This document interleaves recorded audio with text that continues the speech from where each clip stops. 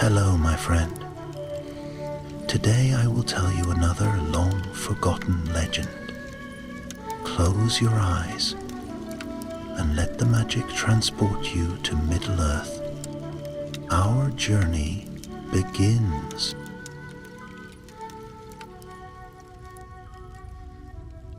The winds along Gondor's southern shores carried a strange restlessness that spring, an unease that even the seasoned sailors of Dol Amroth could not name.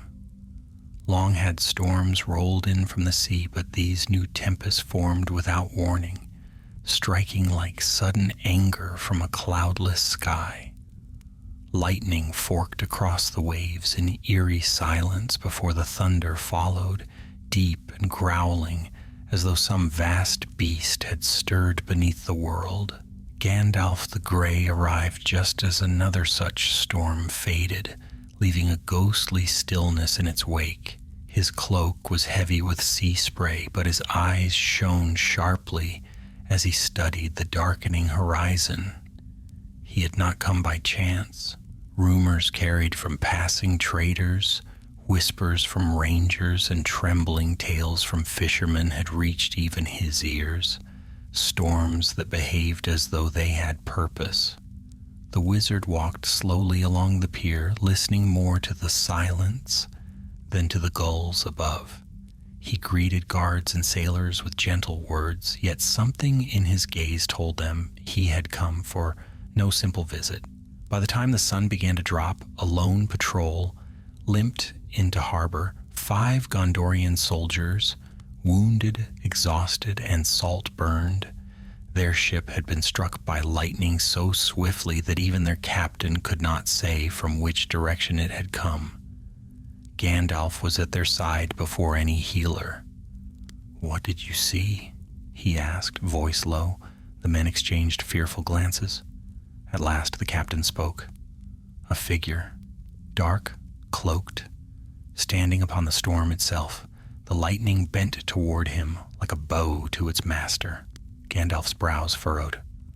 Not a wraith, he murmured thoughtfully, and yet not a common sorcerer. One of the younger soldiers shivered. He looked toward us, Lord. We felt it, as if his gaze reached across the waves. Gandalf asked no more. He simply placed a reassuring hand on the lad's shoulder and turned to the sea once more. A storm commanded by a mortal? Impossible, or nearly so. But in Middle-earth, danger often returned in shapes long thought, buried. As night settled, Gandalf asked the captain of the patrol to gather his men at first light. "You will guide me to the place where your ship was struck," he said. "There is a trail, faint perhaps, but it must be followed." The captain bowed, though fear flickered in his eyes. "We will follow you, Mithrandir, though I pray we do not see that figure again." Gandalf smiled kindly beneath his beard. "Courage is the companion of the wise, my friend, and fear itself is often a warning worthy of heeding." The next morning dawned pale and overcast, a thin mist clinging to the sea like a veil. The 5 soldiers gathered with Gandalf at the edge of the harbor, armed and prepared though still weary. Their leader's name was Halnor, stern but steady despite his wounds. The youngest, Talon, tried his best to hide how his hands trembled as he checked his gear. Gandalf said nothing of it. Many heroes had begun their journeys with trembling hands. Their path led along the coast at first, over jagged rocks and salt-worn cliffs. The sea murmured below like a restless sleeper. Several hours passed before they reached the place Halnor had spoken of, a stretch of blackened stone where lightning had struck again and again. Here the air smelled faintly of ash, wrong for a sea wind. Gandalf knelt, touching the dark marks on the rock. "This is no natural sign," he whispered. "There is will in this, a guiding hand." Talon swallowed hard. But whose hand, Lord? Gandalf stood slowly, his eyes narrowing toward the distant east. One who should not walk these shores, one who deals in old knowledge and forbidden craft. He did not speak the name yet, for he was not certain, but deep within a memory stirred of Minas Morgul's shadowed halls, of whispered tales of a lore master who had fled before the fall of Sauron. Morhul, the exile who had sought power in storms and darkness. If such a man had returned, his ambitions would not be small. Halnor pointed inland where the land began to rise toward the forgotten ridges that once guarded Mordor's western reach. Tracks, Mithrandir, he said, kneeling beside faint imprints in the earth. Light steps, but purposeful?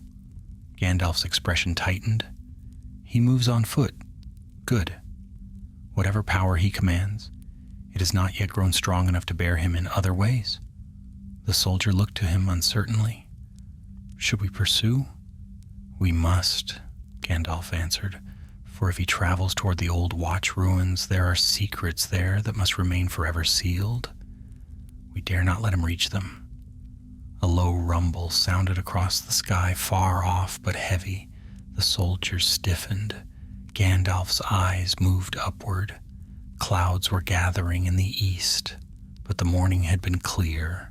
We go now, Gandalf said firmly, gripping his staff. Stay close. The storm follows him, and if he senses we are on his trail, he may hasten his work. The soldiers exchanged uneasy looks, but fell in behind him. Together they left the shore and entered the rising wildlands, where the wind shifted strangely, and the shadows seemed to stretch long before their time. Their hunt had begun, and somewhere ahead, in lands where few dared tread, the master of storms waited, listening, watching, and weaving power that did not belong in the hands of mortal men. The land rose steadily as Gandalf and the Gondorian patrol left the sea behind, climbing into rugged country where the grasses grew coarse and the rocks bore old scars from the wars of earlier ages. The air cooled as they advanced, and the wind carried a faint metallic tang as though some hidden forge smoldered in the distance. Clouds still gathered to the east, darkening as though stirred by an unseen hand. Halnor kept a watchful eye on the horizon. The storm strengthens, he murmured. Yet there is no thunder. That is what troubles me, Gandalf replied. A storm that grows in silence is a storm not born of the natural world. They pressed on. The ground dipped into narrow ravines and rose again to wind-swept ridges. Broken stones lay scattered like bones upon the earth, remnants of old watch posts from the time when Gondor had guarded every approach to Mordor. Most were no more than tumbled walls covered in moss and lichen. By midday they halted beside the remnants of such a ruin, where a fallen tower lay split open like the shell of some ancient beast. Here they found clearer traces of Morhul's passing, burned patches of earth, footprints outlined in soot, and in one sheltered corner, the remains of a small fire that had died without smoke. Halnor crouched beside it. This flame burned too hot, he said. See how the stones have cracked. Gandalf studied the marks with a troubled gaze. Storm fire, he said. Lightning shaped by will alone. If he has mastered such craft, then he seeks more than destruction. He seeks command. The youngest soldier, Talon, shifted uneasily. Command of what, Lord? The air itself, Gandalf answered. Wind, cloud, and lightning, forces that were never meant for mortal hands. A heavy gust swept across the ridge, tossing their cloaks and stirring dust into swirling eddies. Gandalf rose and looked eastward. The storm cloud seemed nearer now, churning with slow, deliberate movement. "He calls to it," Gandalf murmured. "He summons the storm to follow him." The soldiers exchanged uncertain glances, but none questioned the wizard. They resumed their march, following the faint trail Morhul had left among the rocks. The path wound between narrow cliffs, where shadows clung like thick cobwebs. The wind here whispered strangely, as though carrying distant voices. Talon paused once, glancing back. "Did you hear that?" Halnor shook his head. "Only the wind." But Gandalf had heard something. Far off, faint, a low hum, like distant thunder drawn through a narrow passage. He tightened his grip on his staff. They emerged from the pass onto a high plateau where the land opened wide, barren and gray. Far ahead rose the jagged silhouette of an old watchtower, half swallowed by time. Its broken top jutted against the sky like a shattered spear. Even from a distance, the air around it shimmered faintly, as though heated by invisible fire. "So that is his destination," Halnor said grimly. "The Tower of Cirith Ulagar. It was abandoned after the last alliance." "Abandoned, but not empty," Gandalf said. "There are remnants within, old wards, old seals, and a prison forged for a being that should never again wake." A cold shiver slid down the spines of the men. "What being?" Talon asked softly. "An ancient storm spirit," Gandalf answered, "caught and bound by the power of both elves and men. It has slept for an age, but Morhul seeks to rouse it, and if he succeeds, Gondor will know storms unlike any it has endured before." Silence fell as the meaning settled upon them. A spirit of storm, capable of swallowing fleets, shattering stone, or sweeping plains with ruin. In the hands of a servant of darkness, such a force could become a weapon to break kingdoms. Halnor drew a slow breath. "Then we must reach him before he finds a way to unseal it." "We shall," Gandalf said, "but tread carefully now. He will not want company, and he may have laid traps in the land itself." The warning proved true sooner than expected. As they descended into a wide hollow between two ridges, a sudden flash seared the ground ahead. Lightning split the earth with a sound like tearing cloth. The men dropped instinctively, shielding their faces as dust rained down. Talon shouted, "From where did that strike?" Gandalf pointed to a distant ridge. A solitary figure stood silhouetted against the darkening sky, cloak tattered, staff raised. Even from afar, they saw the faint glimmer of storm light dancing around him. "Morhul," Gandalf said. The sorcerer's voice drifted across the wind, carried unnaturally clear. "Turn back, Grey Pilgrim. This path is not yours." Gandalf stepped forward, planting his staff into the ground. "I will go where I must, Morhul," he called. "Your deeds have already darkened these lands." "Stand aside," a bitter laugh echoed. "You cannot stop what has already begun." Lightning arced from Morhul's staff, striking the ridge beside Gandalf and sending shards of stone flying. The sorcerer then turned and vanished behind the rise, cloak whipping like a torn banner. Halnor cursed under his breath. "He means to slow us." "He means to test us," Gandalf corrected, "and to learn how determined we truly are." They quickened their pace, moving up the next ridge with careful steps. The storm above thickened, gathering weight.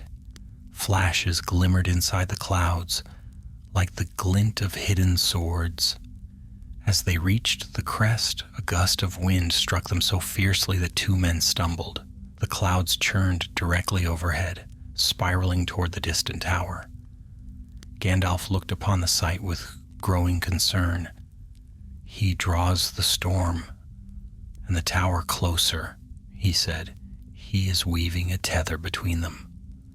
How much time do we have? Halnor asked. Less than we would wish, Gandalf replied. Below them lay the plain leading to the tower of Cirith Ungol, dark and cracked like dried clay. Morhol's trail cut through the center, a scorched pathway marked by flashes of unnatural fire. The patrol tightened their ranks. We go on, Gandalf said. Stay vigilant. The storm is no longer merely following him, it answers him. With that, they began their descent, unaware that before the sun set, they would face trials fiercer than lightning and betrayal that would strike from closer than any of them expected. The wind sharpened as Gandalf and the patrol descended into the cracked plain, whispering in strange, spiraling patterns that set every nerve on edge. Dust drifted in thin veils across the ground, drawn ever eastward toward the rising silhouette of Cirith Ungol. The broken tower loomed ahead, like a crooked finger pointing toward the storm-dark sky, and each step toward it seemed to draw them deeper into some ancient brooding watch. Halnor led the way, his eyes scanning the desolate landscape. This place was once a border of Gondor, he said quietly. Hard to believe men once rode patrols through here. The land remembers war even when peace forgets it, Gandalf replied, and some wounds do not heal with time. As they advanced, the signs of Morhol's passage grew clearer. Pits of scorched earth, narrow trenches carved by lightning, and the faint scent of ozone lingering like a warning. The storm overhead pulsed with slow, deliberate energy as though waiting for a command. Talon kept close to Gandalf. Though fear lingered in his eyes, he watched everything with a sharpness that surprised even him. More than once he pointed out a fresh footprint or a strand of cloak caught on a thorn. The wizard noticed but said nothing. The lad had courage in him, quiet and untested, but true. By the time the sun stood low, they had crossed half the distance to the tower. A narrow ravine cut across their path, forcing them to descend into a steep-sided trench where the air grew unnaturally still. The wind did not reach here, nor did the sound of it. Even the faint rumble of distant thunder faded, swallowed by the oppressive silence. I dislike this, Halnor muttered. It feels as though the world itself is holding its breath. Gandalf paused before stepping deeper. He lifted his staff and uttered a soft phrase. The crystal at its tip glowed faintly, revealing the walls of the ravine, smooth and strangely darkened. Talon leaned forward. Is that burned stone? Aye, Halnor said grimly. Lightning carved this passage, or something worse. Before Gandalf could speak, the ground trembled beneath their feet. A crackling sound split the silence, sharp, electric. Light flared at the far end of the ravine, and the soldiers braced themselves.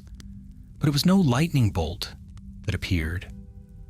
A swirling mass of pale blue mist drifted into view, flickering with faint sparks. It moved with eerie grace, spinning slowly in the air like a dancer caught in a silent storm. Its form was only half-shaped, neither wind nor flesh, yet it carried a strange presence.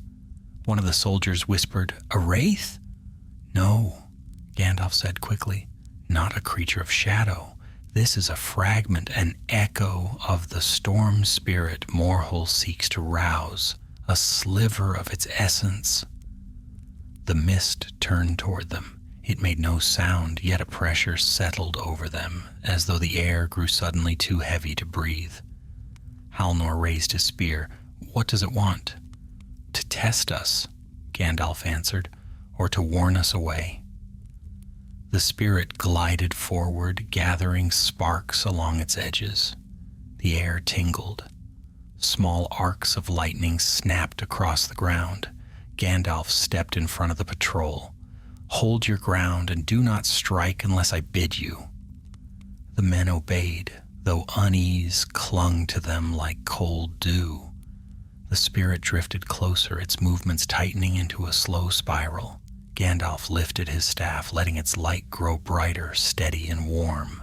The storm echo halted, wavering as though confused. "Go back to your slumber," Gandalf said softly. "You belong not to this waking world." For a moment the spirit stilled. Then, with a sound like a sharp inhale of wind, it lashed out. A ribbon of lightning snapped toward them. Halnor shoved Talon aside, and the bolt struck the stone behind them, exploding it into splinters. The ravine blazed with white-blue light. "Move," Gandalf commanded. The spirit whirled again, and lightning burst from its edges in crackling arcs. The soldiers scattered, taking cover behind jutting rocks. Gandalf planted his staff into the ground. A dome of pale light blossomed outward, absorbing a second strike.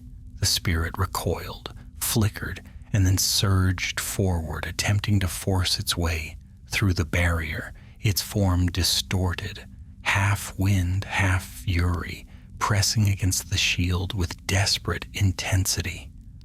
"You are not whole," Gandalf murmured, "and without your master, you cannot claim this world." He raised his staff high. Light flared from its tip, golden and steady, cutting through the swirling blue. The spirit spasmed, unraveling like wind thrown into chaos. Its lightning sparked once more, then faded. The mist collapsed inward, folded upon itself, and vanished in a faint whisper. Silence returned to the ravine. Talon rose shakily. Was that the spirit he seeks to free? "A mere fragment," Gandalf replied, "but enough to warn us that Morhul is already attempting to weaken the seals." Halnor stepped to the wizard's side. "Then we have no time to waste." "Indeed," Gandalf said, "but take heed. Morhul knows we are near. He will not flee now. He will stand between us and the tower, and he will force our hand." They climbed from the ravine and continued onward with renewed urgency. The shadow of Cirith Lagar grew larger, its broken crown framed by stormlight. The clouds churned low, pressing close to the tower, as though drawn by an unseen ritual. The journey grew ever more perilous. Twice, they skirted pits of crackling energy where sparks danced across the ground like living things. Once they passed the remains of a ruined campsite, Morhul's unmistakably, where a circle of stones still glowed faintly with embers that gave off no heat. But it was not until dusk settled that the true danger revealed itself. They reached a stretch of uneven ground broken by deep fissures. Thunder rolled, not from the sky, but from beneath the earth itself. The ground shook. Halnor raised a hand to halt the patrol. "What now?" he whispered. Gandalf crouched and pressed his palm to the trembling soil. His expression darkened. "Morhul has awakened more than he understands. The seals are straining. The earth itself feels the burden." Before Halnor could respond, a sharp cry rang out from the rear of the patrol. They spun around. One of the soldiers, a man named Fëndor, stood rigid, his eyes wide with shock, as blue-white arcs coiled around his arms. His spear clattered to the ground. Talon rushed toward him. "Fëndor, what?" Gandalf grabbed the boy's cloak and yanked him back just as lightning erupted across Fëndor's body. The man screamed, a terrible, wrenching sound, then staggered forward, but the lightning was not killing him. It was within him. His gaze lifted, and in his eyes, beyond the terror, flickered a strange, unnatural light. Halnor stepped back in horror. "No, Fëndor, what have you done?" The man shook violently, as though fighting something inside him. Then he spoke, his voice layered with a faint, crackling undertone. "He calls me." Gandalf's heart clenched. Betrayal had not come from choice. Morhull had seized one of their own, and through Fëndor, the sorcerer would make his first true strike. Fëndor staggered across the broken earth, every movement stiff and trembling, as though his limbs were pulled by unseen threads. Blue-white sparks danced around his shoulders, flickering like cruel fireflies. The soldiers froze, stricken with horror, for they knew their comrade well, steady, loyal, a quiet man of Dol Amroth. Now his face twisted with pain, and behind his eyes burned a storm not his own. Talon took a half-step forward despite Gandalf's warning grip. "Fëndor, hold on, fight it, please." But the man scarcely heard him. His breaths came ragged and uneven, each one followed by a faint crackle. Gandalf stepped between the lad and the possessed soldier, raising his staff as the stormlight around Fëndor grew brighter. Halnor's voice, steady even now, cut through the tension. "Mithrandir, what can be done?" Gandalf's answer was grim. "Morhull has ensnared him through the fragment of spirit we encountered. The sorcerer uses the storm itself to reach into mortal minds." He lifted his staff a little higher. "But Fëndor is not yet lost." The possessed man convulsed, clutching at his temples as if fighting something that tore at his thoughts. A thin ribbon of lightning arced from his fingertips to the ground, leaving a glowing mark. Halnor raised his spear cautiously.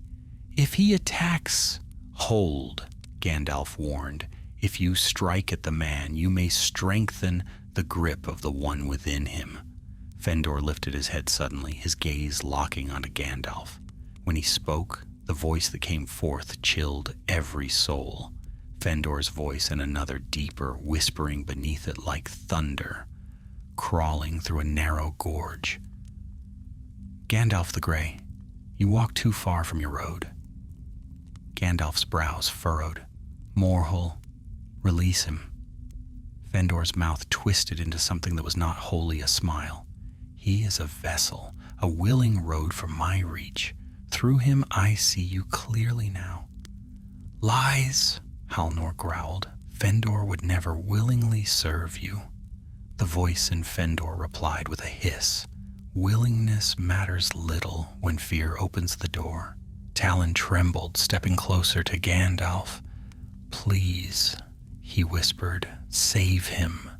The wind rose sharply then, sweeping across the cracked earth, carrying the scent of storm fire. The clouds above churned, gathering threads of lightning that flickered like serpents across their bellies. Fëndor's body arched backward as if drawn toward the sky. Gandalf struck his staff into the ground, and a circle of soft golden light flared around him and the soldiers. "Stay within the boundary," he instructed. "The storm cannot claim you while this light holds." Fëndor screamed, raw and desperate, as the lightning inside him tried to leap toward the shield. The crackling arcs sputtered and recoiled, unable to breach Gandalf's ward. The wizard stepped forward, his voice deepening as he called out to the storm knot that bound Fëndor. "Morhull, your grasp reaches farther than it should, and you overreach yourself. Be gone from this man." Fëndor staggered, his limbs jerking violently. For a heartbeat, the stormlight dimmed, but then surged back with renewed fury. His eyes burned blue as lightning surged to his palms. A bolt shot toward Gandalf. The wizard raised his staff. The lightning struck the barrier of light and scattered into harmless sparks.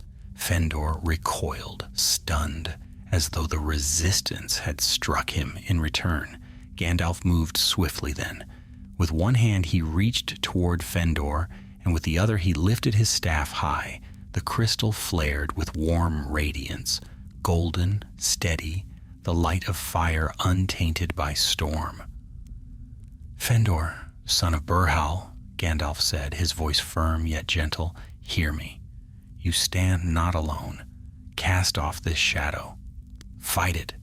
For a moment a flicker of recognition passed through Fëndor's eyes. His breathing halted, then resumed in gasps. He whispered hoarsely, I do not want to harm." The storm voice roared through him, drowning his struggle. "Be silent." Lightning surged again, this time rising from the ground as well as from his hands. Gandalf clenched his jaw and advanced with slow determination into the heart of the storm's assault. Sparks danced across his cloak, but the wizard did not falter. "Halnor," Gandalf said without turning. "When I break his binding, you must catch him. He will fall." Halnor nodded at once. "Aye, Mithrandir." Gandalf lifted his staff above Fëndor's head. The light within its crystal brightened, not in fierce brilliance, but in pure, steadfast radiance like dawn, breaking over the white mountains. "Leave him," Gandalf commanded. For a moment nothing happened. Then a crack sounded, sharp, sudden, as though a chain had been snapped. A burst of pale fire erupted around Fëndor, flaring upward in a pillar of blue-white light. Talon cried out, shielding his eyes. Halnor braced himself. The lightning spiraled wildly, tearing through the air with a hiss that shook the ground beneath them, and then silence. The light vanished. Fëndor collapsed like a felled tree. Halnor caught him before he struck the ground, lowering him gently. The man's body still quivered with faint tremors, but the unnatural glow in his eyes had vanished. Only exhaustion and anguish remained. Talon knelt beside him. "Fëndor, can you hear me?" The man's lips parted. "Talon?" A weak smile touched his face.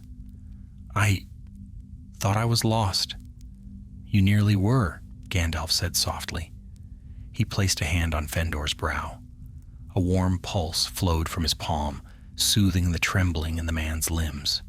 Fëndor released a shuddering breath and sagged into unconsciousness. Halnor looked up, grim but grateful. "You saved him." "For now," Gandalf replied. He rose, gazing toward the tower. "But Morhol grows bolder. If he can wield the storm to seize the mind of a single man, he may soon attempt greater things." The clouds above rumbled as if in answer. A jagged bolt of lightning split across the heavens, striking the tower's broken crown with a crack that echoed across the plains. The seals trembled, and Morhol worked swiftly. Gandalf turned to the patrol. "We must move. The sorcerer knows we are coming, and he is preparing his defenses." Halnor lifted Fëndor carefully onto his back. "We will not leave him." "No," Gandalf said, "nor should you." Talon retrieved Fëndor's spear, gripping it tightly as though the weight of responsibility had settled upon him. "Mithrandir," he said, trying to steady his voice, "what awaits us in the tower?" Gandalf's eyes narrowed as he studied the storm-dark path ahead. "A battle of wills," he answered, "and the breaking of a chain that must never be reforged." With that, they set out once more toward Cirith Ulagar, knowing the cost ahead, yet unwilling to turn aside while the fate of Gondor hung beneath a gathering storm. The plains that stretched before Cirith Ulagar grew darker as the patrol advanced, as though the land itself were dimming beneath the storm's growing weight. The tower, once merely a distant silhouette, now loomed vast and jagged, its stone walls cracked and hollow like the ribs of some long-dead beast. Each gust of wind seemed to carry a faint groan from its broken crown, a mournful echo that warned travelers away. Yet Gandalf did not slow, and the soldiers followed with grim resolve. Halnor carried Fëndor on his back, the man drifting in uneasy slumber, murmuring fragments of dreams. Sometimes he whispered Morhold's name with fear. Other times he cried out, as though struggling against invisible chains. Gandalf listened quietly each time, his face tightening. "The storm leaves its mark even after it departs," he said once.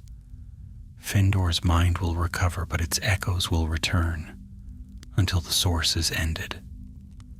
Talon walked beside the wizard, taking careful steps, his spear held close. The boy's earlier trembling had faded into a sober determination. The encounter with the spirit fragment and Fëndor's possession had changed him. Though fear lingered in his eyes, he did not shrink from the path ahead. The ground beneath them grew harsher, splitting into uneven ridges and jagged fissures. Some glowed faintly from within, as though embers smoldered deep underground. A distant rumble rolled through the earth, rising and fading like the breath of some sleeping colossus. Suddenly Halnor raised a hand. "Hold," he whispered. Ahead the plain narrowed into a shallow basin. Strange shapes lay scattered across it, shards of blackened stone half buried under dust. At first glance they seemed like ordinary rocks, but as they approached, Talon's eyes widened. These are weapons," he said softly. He was right. Blades, spears, arrowheads, some bent or broken, others whole but scorched. The remnants of an ancient battle long forgotten. Rust clung to them like old blood, and a faint metallic scent lingered in the still air. "This is a grave of steel," Halnor murmured. "Who fought here?" "Those who sought to seal the storm spirit," Gandalf replied. "Elves and men stood together against the tempest that raged from this tower. Many fell before the seals were woven. Their arms remain as witnesses." Talon knelt and touched a rusted sword hilt. "It feels cold," he whispered, "even the air around it." "A shadow lingers where great fear was felt," Gandalf said. "But do not dwell here longer than we must. Morhol is near." As they crossed the basin, a gentle wind stirred the old weapons, producing a faint, eerie chiming. The sound echoed like distant voices, lamenting or warning. It was hard to tell.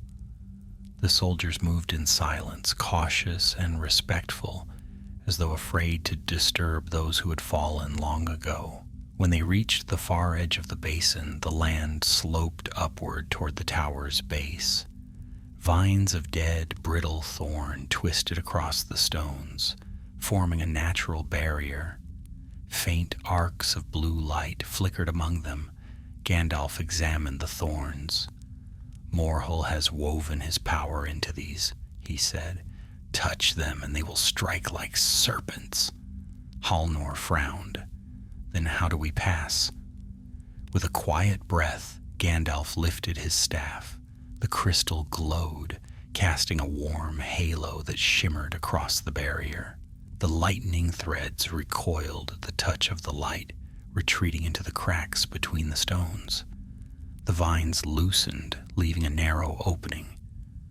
"Through here," Gandalf said, "quickly."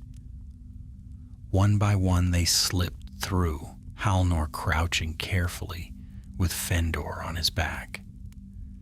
As soon as the last man passed, the thorns re-knit themselves, sealing the path behind them. Talon looked back uneasily. "We cannot return the same way." "No," Gandalf agreed. "We have only one road now, and it leads upward." They stood now at the foot of Cirith Lagar. The tower rose steeply, carved from dark stone that bore deep scars from fire and war. A wide stairway spiraled up along the outer wall, broken in places, its edges crumbling. The wind whistled through its hollow windows, carrying distant echoes of thunder. Halnor adjusted Fëndor on his back. "He grows lighter," he said softly, as if the storm's grip fades. Gandalf nodded. "The closer we come to Morhul, the less he will waste strength on holding what he cannot keep." They began to ascend. The climb was long and perilous. Stones shifted underfoot. Gusts pushed them sideways. Twice they paused to regain balance. Talon nearly slipped when a sudden blast of wind swept around a corner, but Gandalf steadied him with a quick hand. At last they reached a ledge where part of the outer wall had fallen away. Through the gap they could see the wide plains below, stretching into the shadowed horizon. The storm clouds above spiraled directly over the tower, drawn toward its heart like moths to flame. Lightning flashed, not from the sky but from the tower's depths. A distant roar followed, echoing through the stones. Fëndor stirred and murmured in his sleep, "He wakes. The spirit wakes." Gandalf's face hardened. "We must be swift." They entered the tower through a narrow archway half collapsed by time. Inside, darkness greeted them. Not natural shadow, but thick, oppressive gloom that clung to the air like cold smoke. Yet beneath it pulsed a dim blue glow, flickering like a heartbeat. Talon shivered. "What is that light?" "A sign we are near the binding chamber," Gandalf answered. The corridor twisted upward, stone walls lined with ancient carvings barely visible under layers of dust. Strange symbols worn by centuries marked the way. Elven runes woven with the sigils of the Dunedain. Together they formed wards meant to hold back the tempest of a forgotten age, but many of the carvings had been struck, shattered by blasts of storm fire. Talon touched one broken rune. "He is undoing them." "Yes," Gandalf said softly, "faster than I had feared." They climbed higher until they reached a wide chamber where what remained of the upper floor had collapsed inward. The air vibrated with the hum of distant energy. Just as they stepped inside, a swarm of sparks erupted from the walls. They formed into shape, tattered, shifting shapes like silhouettes of warriors made of lightning. Their eyes glowed pale blue, their limbs flickered like threads of fire. Talon gasped. "Phantoms!" Gandalf raised his staff. "Storm-wrought illusions," he said, "but they can wound." The phantoms charged, their forms crackling with electricity. The soldiers braced themselves. Halnor gently set Fëndor down, then drew his blade. "Stay behind us, boy," he told Talon, but Talon shook his head, gripping his spear. "Not this time." The first phantom struck. Its blade made of lightning swept toward Halnor, who parried with a shower of sparks. Another lunged at Talon, but the lad ducked aside and thrust his spear through its flickering chest.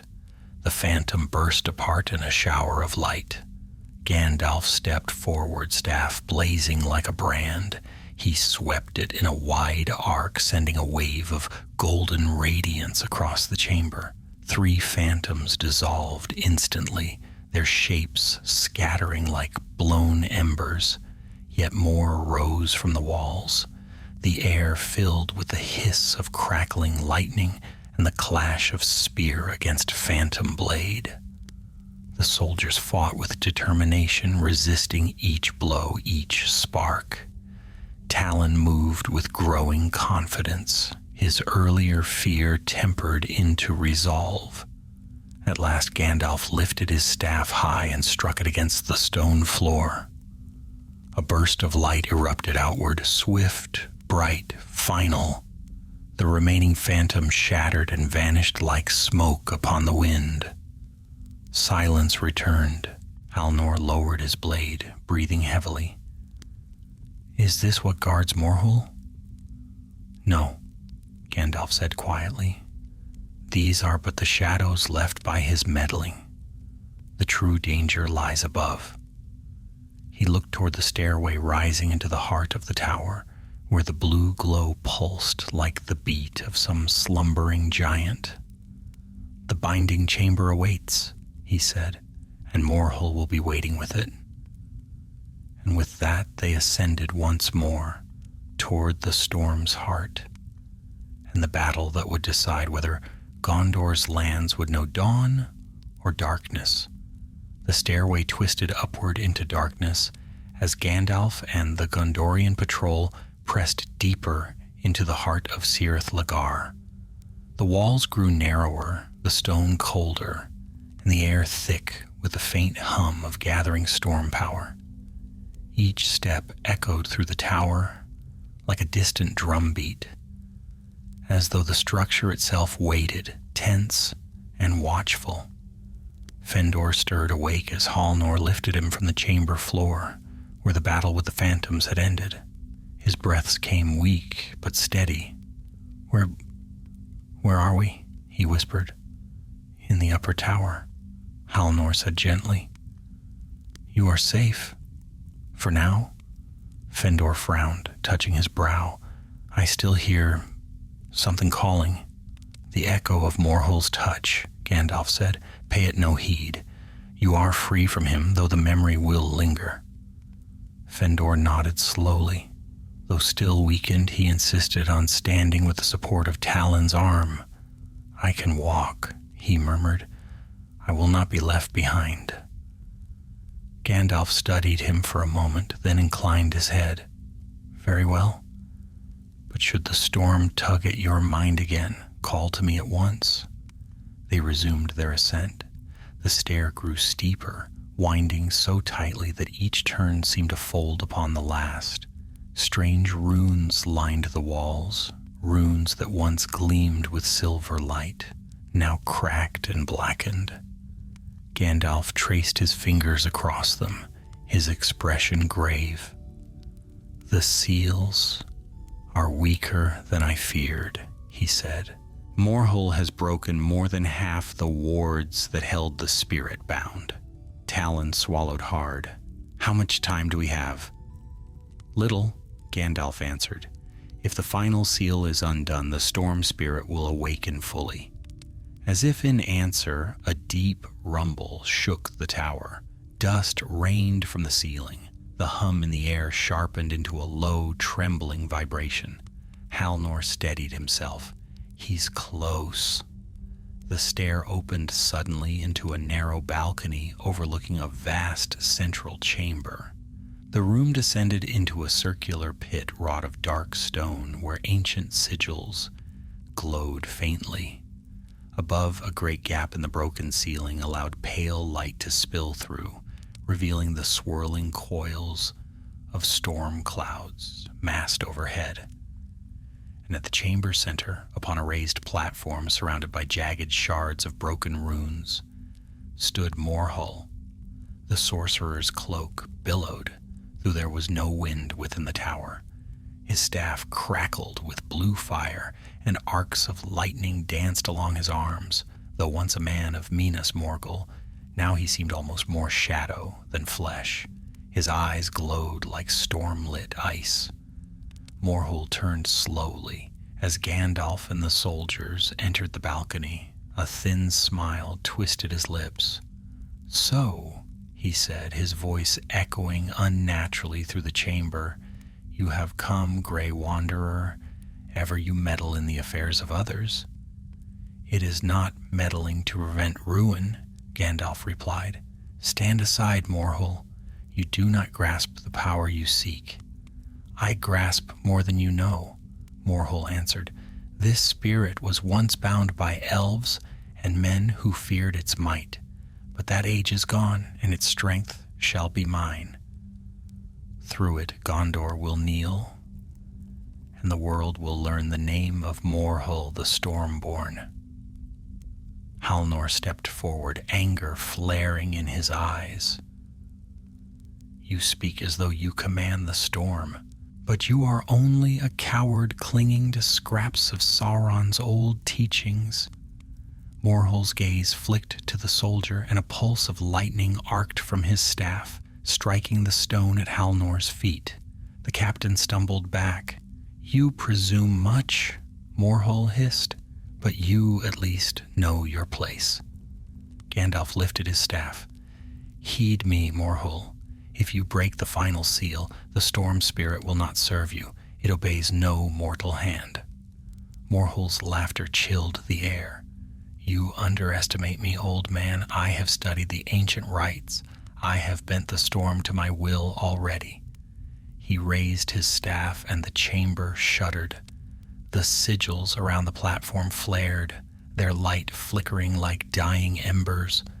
A swirling mass of mist rose from the pit, vast, formless, flickering with blue fire. It was the storm spirit, still bound by remnants of the old wards. Its hollow shape loomed like a living tempest, shifting with every breath of thunder. Fëanor cried out and clutched Talon's shoulder as the spirit's presence washed over them, cold, immense, and filled with slumbering wrath. Gandalf stepped forward, voice ringing like distant thunder. Morhol, if you wake that spirit fully, it will turn upon you first. It knows neither master nor ally, only hunger. Morhol's eyes blazed brighter. Then let it hunger for Gondor. He slammed his staff against the stone platform. The final seal cracked. A wave of force burst outward, shaking the chamber. The storm spirit surged upward, howling with a sound, like 1,000 storms unleashed. Its form twisted violently, stretching toward the broken ceiling where the storm clouds churned hungrily above.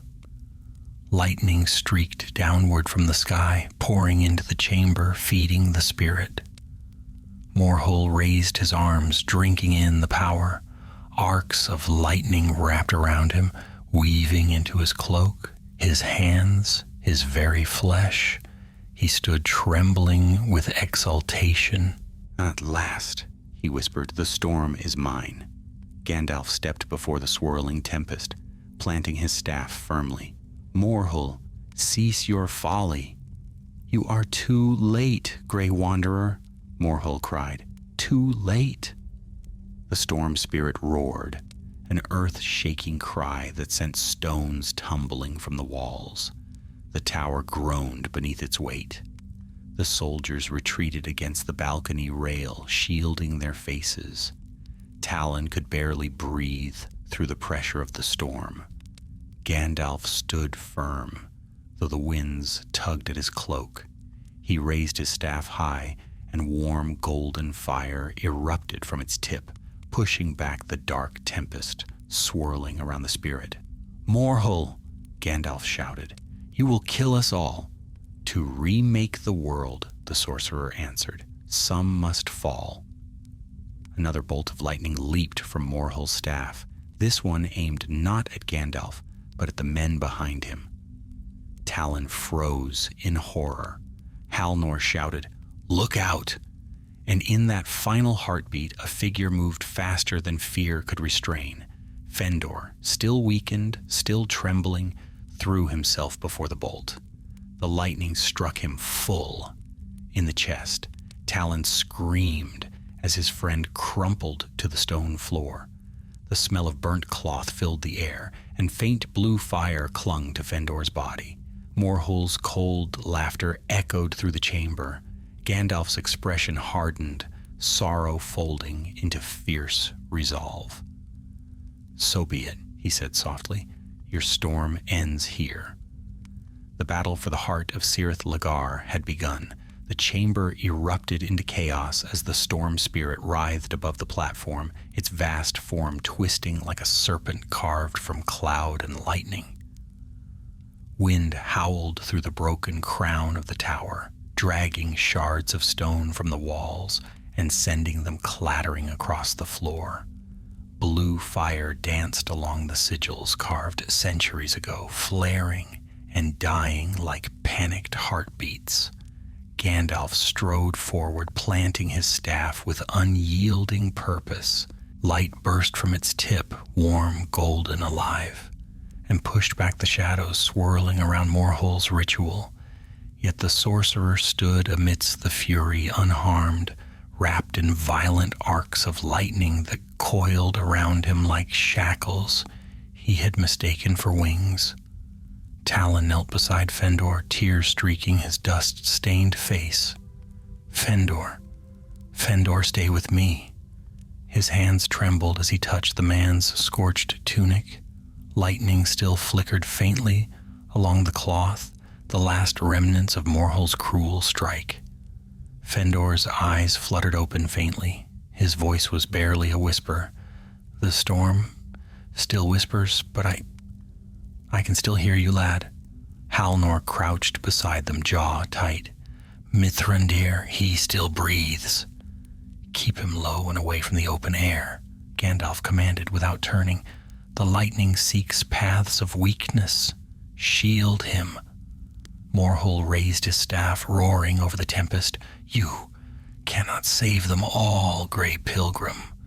The storm chooses its own prey, and it will choose you," Gandalf answered, stepping further into the chamber. The spirit above them shuddered, and its great hollow face, featureless yet somehow filled with hunger, tilted downward. A crackling arc surged from its center, striking the edge of the balcony where the soldiers stood. Stone exploded outward, sending fragments into the void below. "Down!"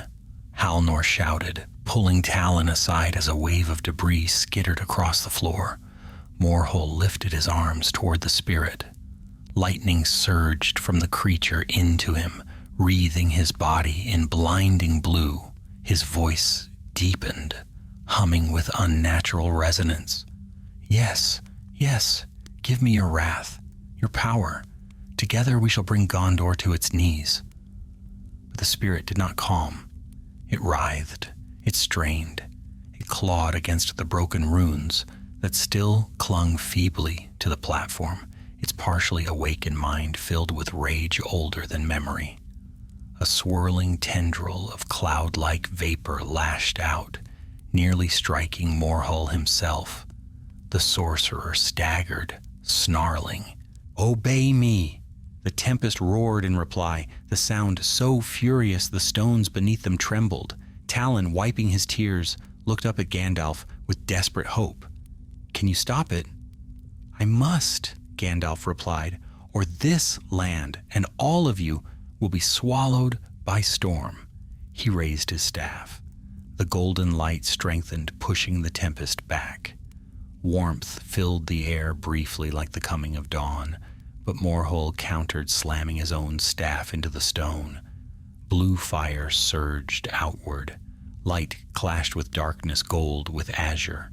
The chamber shook as the two forces collided, swirling into spirals that burst against the walls in showers of sparks. Gandalf slid back a pace, boots scraping the stone. Morhol laughed. "Your power wanes, old man. The storm is stronger than you." "Stronger than you as well," Gandalf answered, "though you are too blinded to see it." The sorcerer's grin twisted into fury. With a sweeping arc of his staff, he sent a serpent-like bolt of lightning toward Gandalf. The wizard met it with a barrier of shining flame.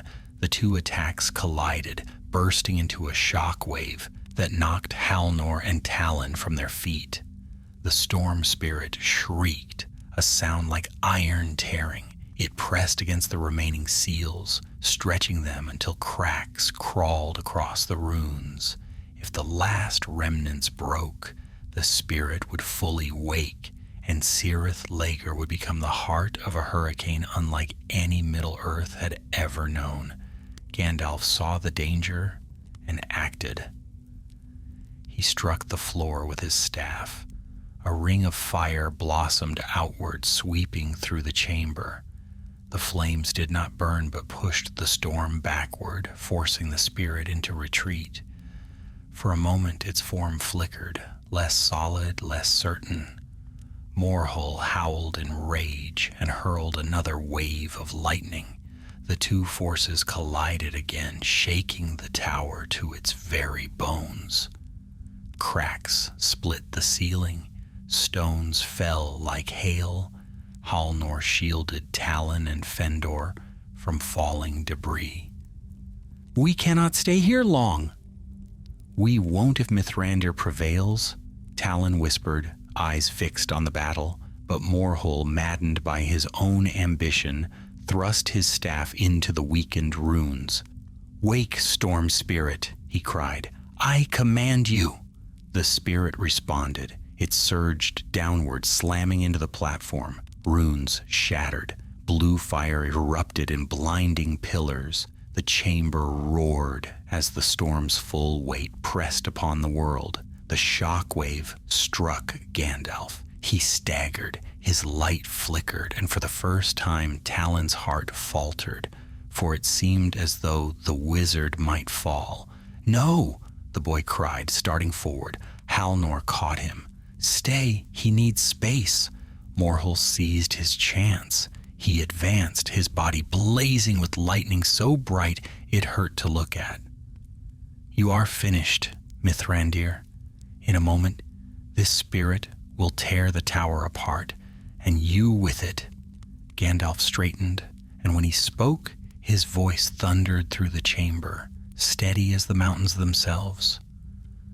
"You know nothing of the storm, Morhull." He lifted his staff high. Golden fire surged, not in a narrow beam, but in a radiant arc that swept across the room like a rising sun. It struck the storm spirit, holding it at bay. It struck Morhull, who reeled backward. It struck the fractured runes, stabilizing them for a heartbeat, just long enough for Gandalf to act. He moved forward with swift determination, staff blazing with the fire of Anor. Morhull roared and met him head-on. Lightning and flame collided. Cloud and stone trembled. The tower screamed beneath them. And as the two forces met, the storm spirit surged once more. Its wrath no longer contained, no longer bound.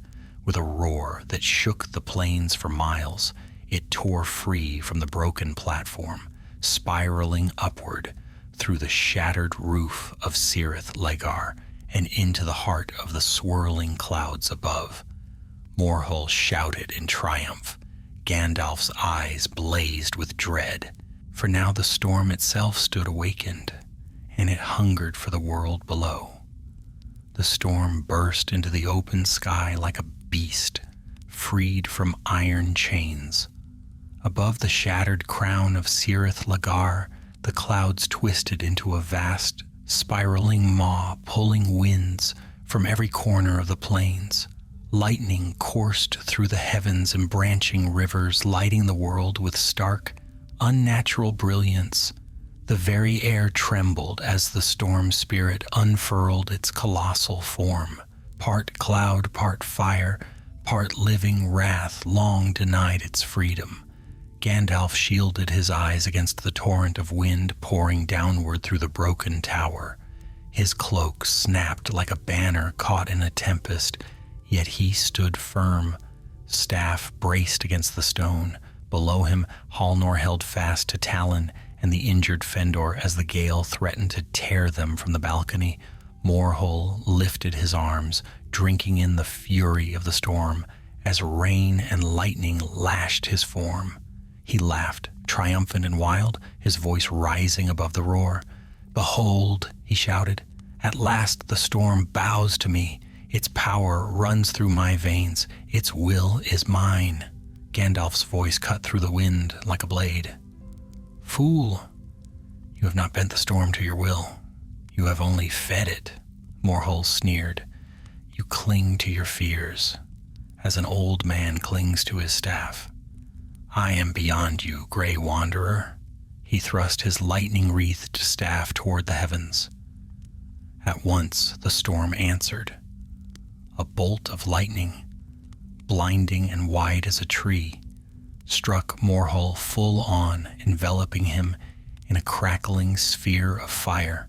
The sorcerer staggered, laughing through the pain, his body glowing with terrible light. Halnor's face paled. He's letting it strike him. No, Gandalf said darkly.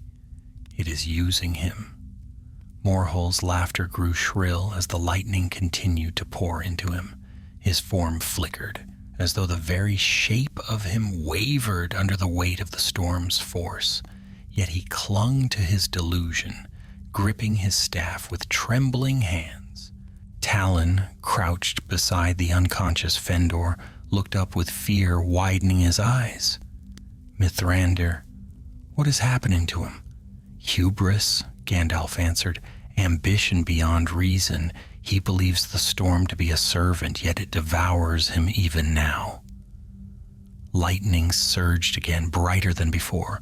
Morhull screamed, not in triumph, but in agony.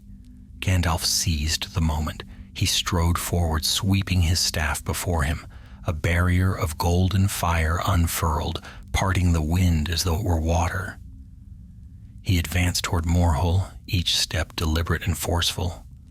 Morhull staggered back, still writhing beneath the torrent of lightning pouring from the heavens. His voice cracked with pain. Stay back. I command the storm. The storm commands itself, Gandalf replied, voice like low thunder, and it will consume you unless it is stopped. Morhull's face twisted, desperation dawning. You cannot take this from me. I seek not to take, but to set right. Morhull howled, and the storm spirit's attention turned. Thunder roared as a tendril of cloud descended into the tower, a vast, spinning vortex that struck the chamber floor with explosive force. Stone shattered, sending shards flying in every direction. Halnor shielded Talon and Fëanor with his body as the shockwave tore across the balcony. Dust and wind swallowed the air, scraping at skin and blinding their sight. The spirit's form filled the tower's crown, a swirling mass of cloud, lightning and rage, its shape shifting like smoke in a gale. Though formless, it towered over Morhull and Gandalf like a mountain of storm-seeking form. Morhull thrust his staff toward the spirit. "Obey me," he screamed, his voice cracking. "I awakened you. I am your master." The spirit answered with a roar. Lightning coursed downward, not into the platform this time, but into Morhull alone. The sorcerer convulsed, his body racked with unbearable force. His scream echoed through the hollow tower, filled with agony and disbelief. Talon covered his ears. It is killing him." Gandalf lifted his staff high. "Storm spirit," he called, voice echoing with ancient command. "I name you by the words spoken at your binding. Hear me, child of wind and fire." The tempest flickered, turning its massive, formless head toward Gandalf. Its energy surged, lightning cracking like 1,000 spears. "You are not his servant," Gandalf said, "nor are you his weapon. You are a creature bound by those who feared your rage, but you are no slave to this sorcerer." The spirit hesitated. The lightning coursing through Morhull wavered. The sorcerer gasped for breath, his form flickering like flame. No, do not listen to him. You are mine." He raised his staff again, only for the spirit to tear it from his hands with a violent gust of wind. The staff flew upward and vanished into the swirling storm. Morhull stared upward, horror twisting across his face. "No, give it back. You cannot, don't." But the storm did not heed him. Its tendrils wrapped around the sorcerer, lifting him from the platform, suspending him in midair. Morhull thrashed, screaming, lightning writhing along his limbs like serpents. Sparks burst from his fingertips, scattering uselessly into the void. The storm tightened, folding around him. Gandalf raised his staff, golden light flaring. "Spirit, enough! Let him go!" For a heartbeat, the storm hesitated. Then it flung Morhull downward. The sorcerer struck the broken stone platform with a sickening crack. The lightning around him sputtered and vanished. His cloak lay crumpled, his body twisted unnaturally, his breath shallow and ragged. Talon gasped. "Is he alive?" Gandalf said grimly. "But broken." The storm spirit rose higher, coils of cloud unraveling from the tower, spilling into the sky. The winds grew wild and violent, tugging at every stone of Cirith Ulagar. Halnor braced himself against the wall. "Mithrandir, the tower won't hold." "I know," Gandalf answered. The spirit, now freed from its ancient prison, towered above the ruins, no longer bound by runes or ritual. Lightning lit its form, and its roar echoed like a storm breaking over mountains. If it remained free, the lands below would be scoured by unending tempest. Gandalf stepped toward the open sky, staff blazing bright as a star. "Spirit of the storm," he said, voice carrying into the winds. "Your anger is vast, but your freedom must not bring ruin. Hear me now and be bound to my light." The storm spirit shrieked, twisting violently as Gandalf's power reached toward it. Talon watched, trembling. Halnor held Fëanor tightly, whispering a prayer, and Gandalf, standing alone against the sky, prepared to battle a tempest that could sweep Middle-earth into shadow if left untamed. The storm spirit towered above the shattered crown of Cirith Ulagar, its vast shape writhing across the sky like a tempest-given flesh. Lightning laced its swirling form, each flash illuminating the plains below as though heralding the end of an age. Winds tore at the tower, shrieking through its ruined stones, carrying with them the scent of ozone and distant rain. The storm had no true face, yet every roaring gust felt like its gaze turning upon Gandalf alone. The wizard planted his feet on the trembling stone and raised his staff high. Its golden fire flared with renewed brilliance, pushing against the gale that threatened to rip him from his perch. His voice rang out, steady and commanding despite the fury that encircled him. "Spirit of wind and flame," he called, "hear me. Long you were bound by fear, and long you slept in darkness. But your freedom must not bring ruin to these lands." The storm spirit answered with a roar that shook the very bones of the tower. A pillar of lightning shot downward, striking the platform mere feet from Gandalf. Stone burst apart in a shower of shards. Talon cried out and shielded Fëanor with his arms. Halnor dragged them further into a corner as more debris rained down. "Mithrandir," Halnor shouted over the howling wind. "You cannot face it alone." "I must," Gandalf answered without turning, "for it will listen to no other." Morhull lay crumpled on the platform below, barely conscious. He groaned weakly, his voice ragged and broken. "My power, it was mine. All mine."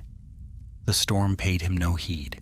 Instead, it seized the tower. Wind spiraled downward in a furious downdraft, wrapping around the stones like claws. The topmost section groaned under the strain, cracks spreading like spiderwebs across its ancient surface. If the tower fell, Gandalf and the soldiers would be swept into the storm's heart. Talon clutched Halnor's arm. "We can't stay here. This place will collapse." Halnor looked at Gandalf, torn between duty and dread. "We must trust him," he said quietly, "even if the winds tear the world apart." Gandalf thrust his staff forward. Golden fire erupted from its tip, arching toward the storm spirit in a wide, sweeping arc. The light struck the swirling mass of cloud, pushing back its coils. For a heartbeat, the spirit flickered as though startled. Then it struck back.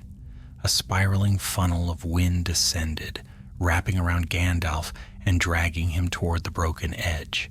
He dug his staff into a crack in the stone, bracing himself as the gale pulled at his cloak, his hair, his very breath. Yet he did not yield. "You are not my enemy," Gandalf shouted, fighting the wind. "Your anger was born of fear and bound by those who did not understand you. But I understand." The spirit hesitated. Its swirling mass paused, the lightning within it dimming for a brief, fragile moment. Gandalf seized upon it. "You were made to roam the wild heavens," he continued, "not to serve the will of darkness, nor to bring ruin upon the free peoples of Middle-earth." A deep rumble answered him, not hostile but uncertain, like distant thunder searching for direction.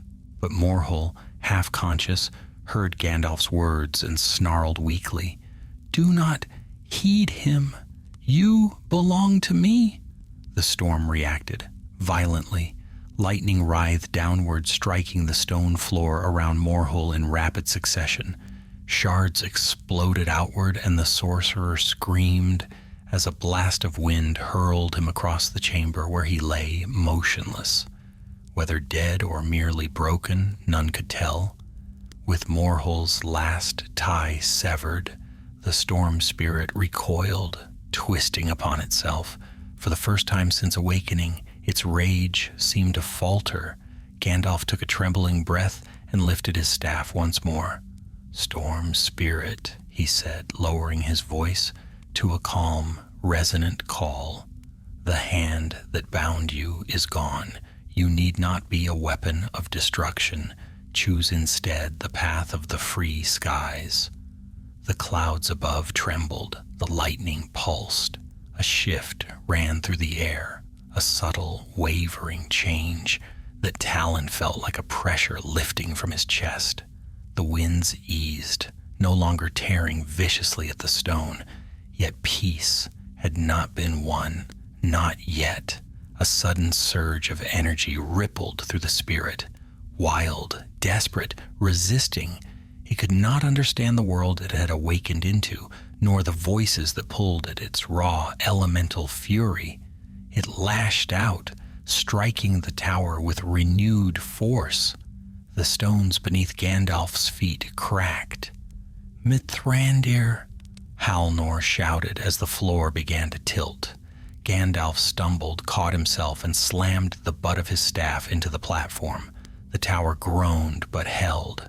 "You must listen," Gandalf cried to the storm. "If you remain here, your wrath will destroy all you see. But beyond the mountain ridges lie vast skies unclaimed, clouds that would welcome you, winds that long for freedom as you do." Lightning coiled around the spirit's form like a crown. It writhed, struggling between instinct and guidance. Talon, shaking yet determined, rose to his feet. "Mithrandir," he murmured. I think it hears you." The storm spirit turned its vast, cloud-wrought face toward the boy, as though sensing his sincerity. A warm gust of air swept through the chamber, brief and gentle amidst the fury. Gandalf lowered his staff. "The choice is yours," he said softly. "You may remain bound to rage, or rise unchained into the world beyond." For a long moment, the storm was silent. Lightning flickered softly like hesitant breath. Wind circled the tower, no longer tearing but searching. Then the spirit lifted. Its swirling form rose higher, stretching toward the open sky. The clouds above parted slightly, allowing a faint shaft of pale light to pierce through. The storm's roar softened to a rolling murmur. In a slow, sweeping motion, the spirit turned away from the tower. It ascended, unraveling itself into the vastness above. Lightning flickered along its trailing edges, but its fury dimmed with each heartbeat. Soon it dissolved into the darkened clouds, spreading wide across the heavens like a curtain being drawn gently open. The winds quieted, the pressure lifted. The tower, though cracked and trembling, stood once more in fragile stillness. Halnor sagged with relief. "It is leaving?" Talon stared upward, awe softening his tired face. It heard him. It truly heard him. Gandalf lowered his staff, shoulders heavy with exhaustion. "Even the wildest storm may find its calm," he said quietly, "if guided by light." But as the winds settled and the sky began to clear, he looked down at Morhol's broken form and his expression grew solemn. "For some," he murmured, "the storm leaves scars deeper than the sky ever sees." He turned toward Halnor and Talon. "Come," he said, "this place weakens." We must leave before the tower decides its time has ended. And together, with Fëndor half-conscious and the tower groaning beneath them, they began the perilous descent, unaware that the storm's departure would be only the first of the trials awaiting them in the broken lands below. The wind that had moments before howled with the fury of an unchained tempest now descended into an uneasy hush. The clouds above Cirith Ulagar continued to swirl, but their motion slowed, no longer driven by wrath, but by the natural breath of the sky reclaiming its dominion. The tower, battered and trembling from the storm's violent awakening, groaned beneath the strain of its own fractured stones. Gandalf steadied himself, his staff glowing faintly as the last echoes of golden light faded from its tip. His breaths came deep and measured. Though the storm spirit had risen beyond the tower and fled into the heavens, victory had not left him untouched, nor had the cost yet been counted. Halnor approached carefully, supporting the still unsteady Fëndor with one arm and guiding Talon with the other. Dust drifted from the stones overhead, and the platform beneath their feet trembled again with a warning shudder. "We must move," Halnor said, eyes scanning the cracked floor. "This place may not stand much longer." Gandalf nodded. "Aye. The tower's strength wanes. The seals that once bound the spirit also held this structure together. Now those bonds are broken, and Cirith Ulagar will soon succumb to time and ruin." Talon cast a nervous glance upward. "If it falls while we are inside, then let us ensure it does not," Gandalf replied. "Keep close." They approached the slanted stairway leading downward, but even as they reached it, a deep tremor shook the entire structure. The stair cracked. Stone dust billowed into the air. A section further below collapsed entirely, leaving a sharp gap where the path had once been. Talon froze. "We cannot climb that." Gandalf studied the broken steps. What remained was fractured, uneven, scarcely wide enough for a man to place his foot. Below, the tower's interior yawned in a dark void, the descent seemingly endless. "It can be crossed," the wizard said at last, "but not with haste, and not without caution." Halnor looked to Fëndor, who leaned heavily against him. "Mithrandir, Fëndor cannot manage such a crossing, not in this state." Fëndor tried to stand straight, forcing strength into his limbs.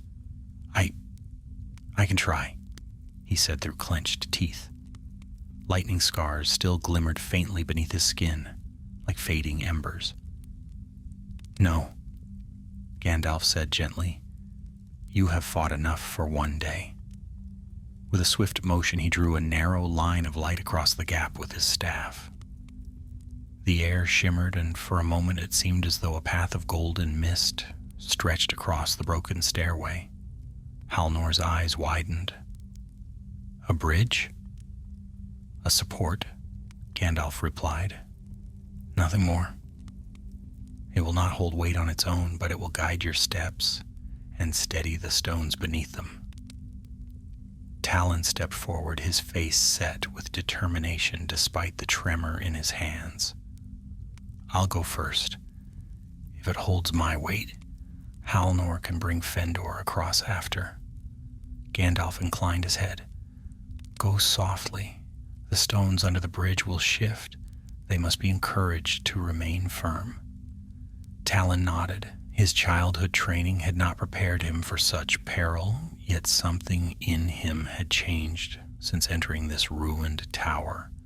The fear was still there, but beneath it lay a steadiness he had not known he possessed. He stepped onto the first fractured stone. It shifted. The golden shimmer settled over it like a soft touch. The stone steadied, another step, then another. Each placed with care, each tested before bearing weight.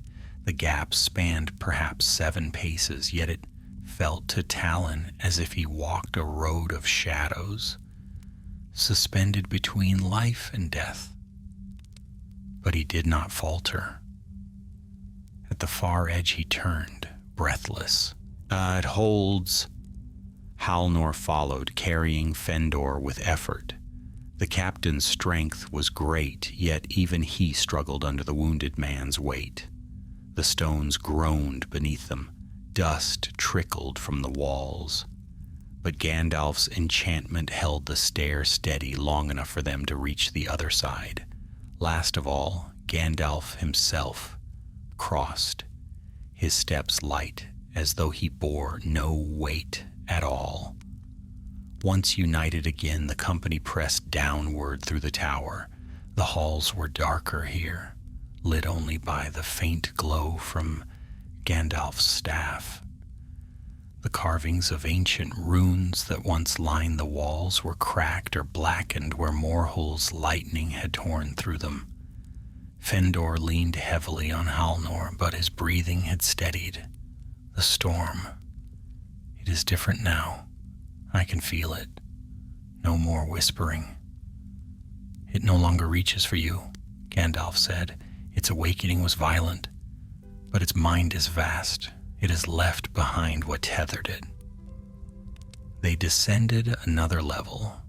Part of the floor had collapsed here as well, but this gap was small enough to step over. The air grew cooler. The winds of the upper heights no longer reached this depth, and the oppressive weight of storm power had faded, leaving behind only silence, the silence of an abandoned place remembering its long burden. It was Talon who first spoke again. Mithrandir, what will happen to Morhul? Gandalf was quiet for a time. At last he said, he sought dominion over a force no mortal should ever grasp. His ambition consumed him, and his folly nearly brought ruin upon these lands. Whatever punishment awaits him will be given by the hand of the world itself, not mine. Talon swallowed, glancing back at the broken sorcerer they had left behind. So we are not to kill him? He is beaten, Gandalf replied, and no longer a threat. The storm's power, once torn from him, leaves nothing but ashes in its wake. Halnor looked down the dark stair. Then we leave him? Aye, Gandalf said quietly. The tower will decide his fate. We cannot carry him, and we cannot linger. He placed a hand on the captain's shoulder. We must save who can yet be saved. And so they continued their descent. The tremors grew more frequent now. Stones rolled down the steps. A distant grinding echoed through the hollows of the tower. Talon's heart hammered. The tower is falling. Not yet, Gandalf assured him, but soon. We must reach the base before it does. At last they reached the final chamber, a ruined hall near the foundation where daylight filtered through cracks in the walls. The exit lay ahead, half blocked by fallen stone, but passable. Talon pushed aside smaller rocks, clearing a narrow opening. Halnor carried Fëndor through first. The air outside tasted of dust and fresh wind, clean, untainted by the storm's former wrath. Gandalf stepped through last, and just as he reached the threshold, a thunderous crack split the air above. The tower shuddered. Stone rained from the heights. A deep groan rippled through Shirith Lagar as though the ancient structure sighed for the last time. Gandalf turned sharply, away from the walls, quickly. They fled across the uneven ground, stumbling over debris as the tower began to collapse behind them. The upper levels crumbled inward, collapsing in a cascade of stone and dust. A massive pillar fell, shattering against the ruined foundation. Talon stumbled. Halnor pulled him forward. A final roar split the air. The tower fell. The great structure that had stood since the last alliance, watching over the borderlands, holding the storm spirit prisoner, collapsed into a cloud of dust and ruin. The sound echoed for miles across the plains, rolling like thunder from distant hills. Silence followed, not the silence of dread, but of release. Halnor set Fëndor down gently and knelt, breathing hard. Talon collapsed beside him, his limbs shaking with exhaustion and relief. Gandalf stood tall, leaning on his staff as he gazed upon the fallen tower. His expression was solemn, yet calm. "The storm is gone," he said.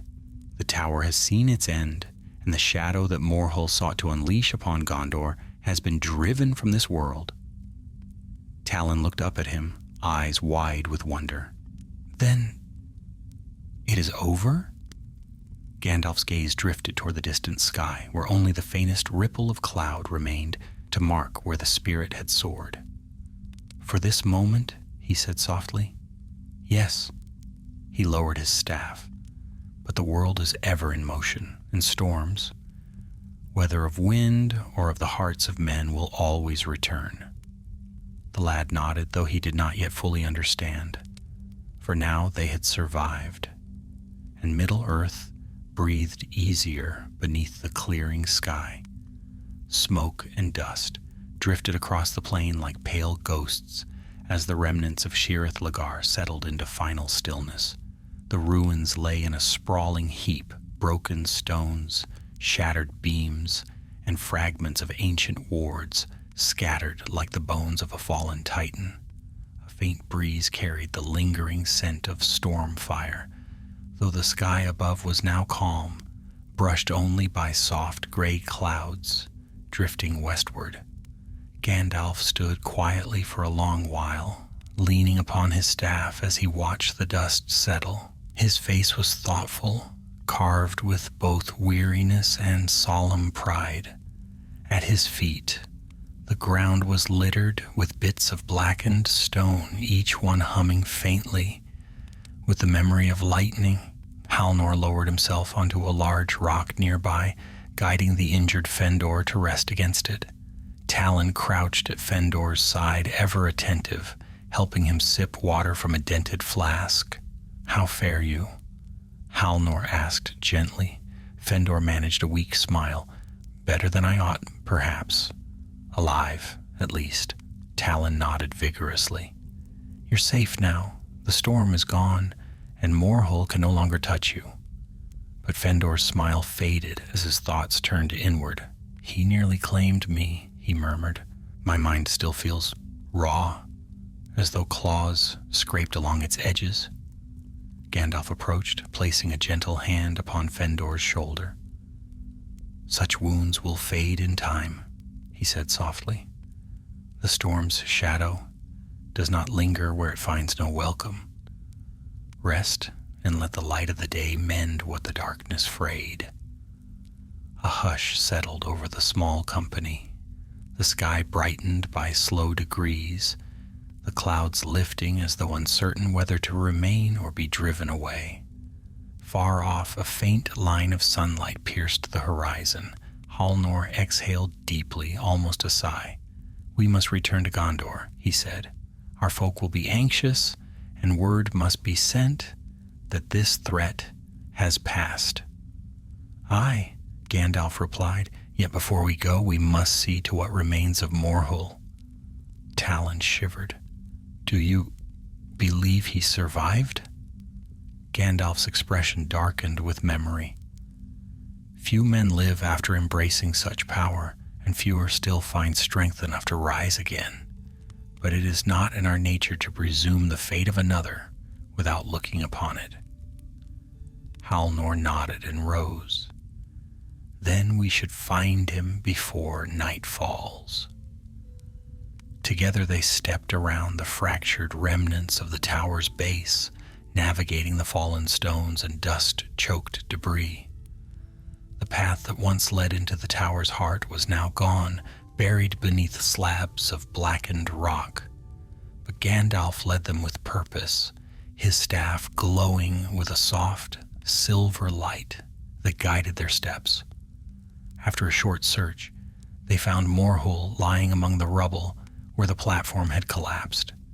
His body was half covered by dust and broken stone, his cloak torn and scorched beyond recognition. His face, once sharp with ambition, now bore the hollow, ashen pallor of a man who had glimpsed forces far beyond mortal reach. Talon stepped back instinctively. Is he dead? Gandalf knelt beside the fallen sorcerer. He placed 2 fingers upon Morhul's throat, then his brow. For a long moment he remained silent. At last he spoke. He lives barely. Halnor stiffened. After all he attempted, he should face judgment. He will, Gandalf said quietly. In time. The hands of men will not be denied their right to justice. But the storm, his truest master, has already taken from him the pride that led him astray. He gestured to Morhul's trembling hands, pale and thin as dry branches. He commands no lightning now. His power is broken. The sorcerer stirred suddenly, his eyes fluttering open. Blue sparks glimmered weakly within them, residual embers of the storm's imprint, but they faded swiftly like dying fireflies. His voice came as a rasp. Where is it? The storm, the power, it was meant for me? Gandalf regarded him with neither anger nor pity. The storm has returned to the sky. It chose freedom, not bondage. You were but a vessel for its fury, and it used you only until it had broken its chains. Morhul's breath quaked. He reached out, fingers trembling, grasping at nothing. No, I was its master. I was... But the words crumbled upon his tongue. Gandalf rose, leaning on his staff. Bind his hands, Halnor. He will not be harmed by us, but neither may he wander. Halnor bound Morhul gently but firmly. The sorcerer did not resist. His strength had fled, leaving him hollow and murmuring to himself. Talon watched in silence, a mix of fear and sympathy stirring within him. Fëanor rested on a nearby stone, pale but observant. When the sorcerer was secured, the company turned away from the ruined tower and made their way southward across the plain. The air was fresh now, the weight of storm replaced by a fragile sense of tranquility. They walked for some time before Talon spoke again. Mithrandir, he said softly, when the storm spirit rose into the sky. Did it understand what you said? Did it truly choose peace? Gandalf smiled faintly, though his eyes remained fixed on the horizon.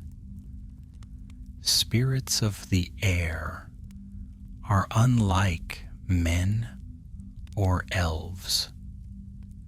They have no tongues as we do, no hearts shaped by the cares of the world. Yet they know freedom and they know fear, and on rare occasions they listen to wisdom. Talon pondered this. Do you think it will ever return? Gandalf's smile faded, replaced by something deeper, older. All things return in time, he said. Storms fade, but the wind remembers their passing. Should the world's balance falter again, that spirit or another like it may rise once more, but for now, it will roam far beyond sight, harmless in its freedom. Fëanor shifted, grimacing as he leaned on Halnor. After what we saw, I hope it remains far, far away. Gandalf placed a hand on his shoulder. You have seen a great wonder today. Few in this age can claim such things. A wonder, Fëanor murmured. It felt more like death chasing my heels. Gandalf laughed softly. Even wonders may wear the guise of danger, my friend. But the telling of this tale will live long after the fear has faded. The company continued onward until they reached a rocky outcrop where the land dipped into rolling foothills. From this vantage, they could see the path that wound toward the southern roads of Gondor. The wind carried the scent of the sea, faint yet comforting. There they paused to rest, letting Fëanor regain strength and allowing Morhul to lie bound under watchful eyes. Halnor stood beside Gandalf, studying the sky. It feels strange. After so much thunder and fury, the quiet seems louder now. Aye, Gandalf agreed. Such is the nature of storms. They leave behind a silence that reminds us how fragile the world can be. Halnor nodded slowly. We should reach the river by tomorrow if we set out at dawn. Then rest, Gandalf said. Gather your strength. Gondor awaits our tidings, and the tale may yet be long before we reach its end. As the day burned toward evening, the sky was washed in hues of amber and rose. The last rays of sunlight glimmered upon the plains, touching even the ruins of Cirith Lagar with soft gold. The sight brought a quiet melancholy, or perhaps closure, to all who had endured the storm's wrath. When night finally settled, the stars shone bright and untroubled overhead, and for the first time since their journey began, the company slept without the whisper of thunder in their dreams. Night drew its velvet cloak across the plains, still and cool, untouched now by storm or sorcery. The stars shimmered with quiet brilliance, their cold fires unhindered by swirling clouds or flashes of lightning. For the first time since leaving the shores of Gondor, the company rested beneath a peaceful sky. Even the wind whispered gently, bearing no hint of threat. Talon awoke before dawn. The eastern horizon glimmered faintly with the promise of morning, and the air felt crisp upon his skin. He rose carefully, so as not to disturb Fëanor, who lay wrapped in a blanket, breathing steadily. His face, though pale, no longer bore the strained tension of battle. Sleep had begun its healing work. Gandalf sat a short distance away, pipe in hand, his gray cloak merging with the dim light. Thin threads of smoke curled lazily upward, vanishing into the half-lit sky.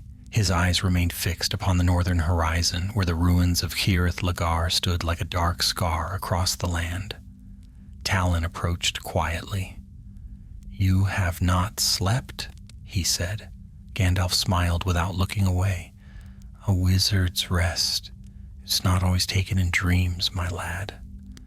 Sometimes it is found in simple stillness." Talon sat beside him. For a moment neither spoke. The silence was companionable, filled with the awakening sounds of the plains, rustling grass, distant birds, and the soft breaths of Halnor and Fëanor still asleep. After a time, Talon said, "Do you think the storm spirit is far from here by now?"